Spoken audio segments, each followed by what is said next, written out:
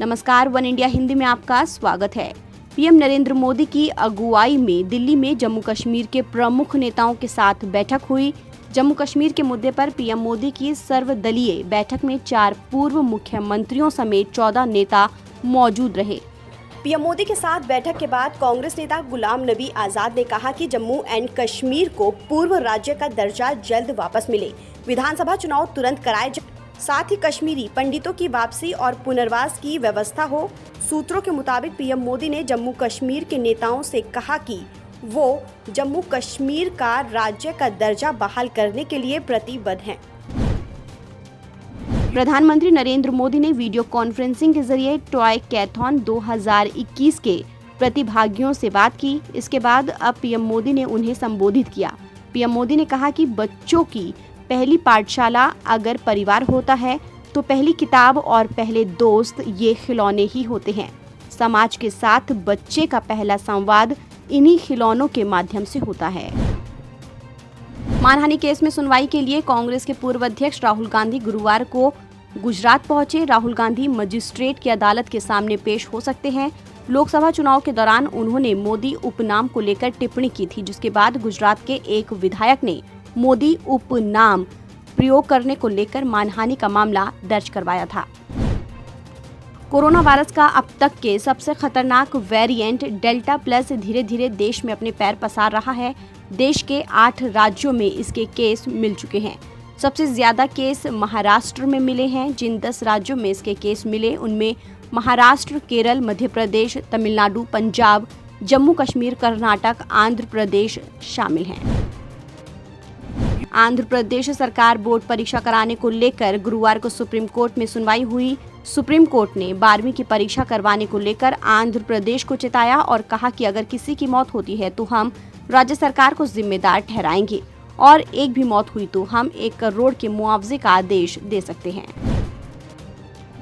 देश के सभी राज्य बोर्डों के लिए समान मूल्यांकन नीति बनाना असंभव है। ये बात सुप्रीम कोर्ट ने गुरुवार को कही।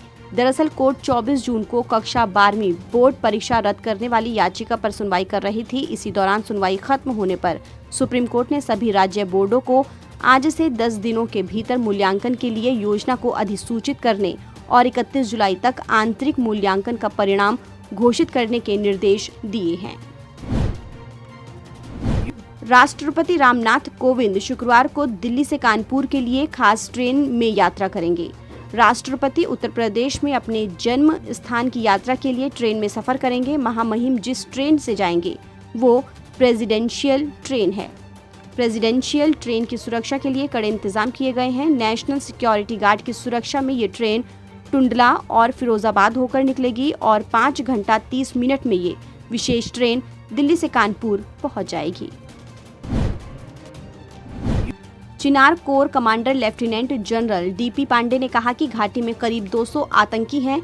उम्मीद है कि हम साल के अंत तक संख्या कम कर देंगे। सीजफायर पर उन्होंने कहा कि वो केवल इसलिए हुआ है क्योंकि ये सुनिश्चित करने की आवश्यकता है कि नियंत्रण रेखा पर हमारे लोग शांतिपूर्ण रहें और उनकी देखभाल की जाए। हर बार संघर्ष विराम के उल्लंघन में निशाने पर हमारे लोग रहे हैं। रिलायंस के चेयरमैन मुकेश अंबानी ने बताया कि रिलायंस जियो डेटा खपत के मामले में दुनिया के दूसरे नंबर का नेटवर्क बन गया है। रिलायंस जियो के नेटवर्क पर 630 करोड़ जीबी डेटा प्रति माह की खपत होती है। पिछले साल के मुकाबले ये 45% अधिक है। हालांकि जियोफोन नेक्स्ट की कीमतों के बारे में खुलासा नहीं किया गया है, पर एक्सपर्ट्स का मानना है कि इसकी कीमत काफी कम रखी जाएगी। शेयर बाजार में अच्छी खरीदारी देखने को मिली है। सेंसेक्स और निफ्टी बढ़त के साथ बंद हुए हैं।